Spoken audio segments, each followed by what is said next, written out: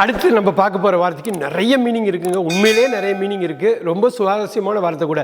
பார், B A R, bar. முதல் அர்த்தம் வந்து bar association, attorney association, lawyer association சொல்கிற அந்த வக்கீல்களோட அசோசியேஷனுக்கு பேர் பார்னு சொல்லுவாங்க, பார் அசோசியேஷன். அதுக்கு அடுத்த வார்த்தை பார் வந்து சாக்லேட் பார். நம்ம கிட்ஸுக்கு கொடுக்குற சாக்லேட் அது கட்டியாக கொடுக்கும், ஒன்றும் இல்லாமல் 2-3 ஸ்டாக் இருக்கிற அந்த ஸ்டாக் உள்ளதுக்கு பேர் பார். ரைட். நம்பர் 3 வந்து கவனம் பாருங்கள். திஸ் பார் அப்படின்னா ஒரு ஸ்டாண்டர்டை வைக்கிறது, ஒரு லெவலை வைக்கிறதுக்கு பேர் bar. Set the standard, set the bar high அப்படிம்பாங்க. அந்த லெவலை வந்து ஒரு பார், அது வைக்கிற ஸ்டாண்டர்டு வைக்கிறதுக்கு பேர் பார். இந்த 4th மீனிங் வந்து டேட் பார் ஆகிடுச்சும்பாங்க. டேட் கடந்து போயிடுச்சு, டேட் பாஸ் ஆகிடுச்சு, அந்த டேட் தள்ளி போயிடுச்சு, ஆகா டேட் பார் ஆகிடுச்சு, இதுக்கப்புறம் நம்ம அப்ளை பண்ண முடியாதுன்னு சொல்லுவாங்க.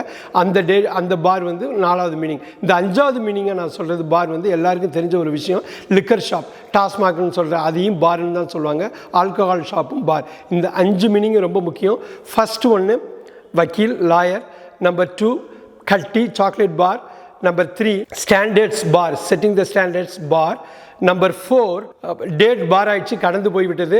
Number 5 TASMAC shop, bar shop, alcohol shop.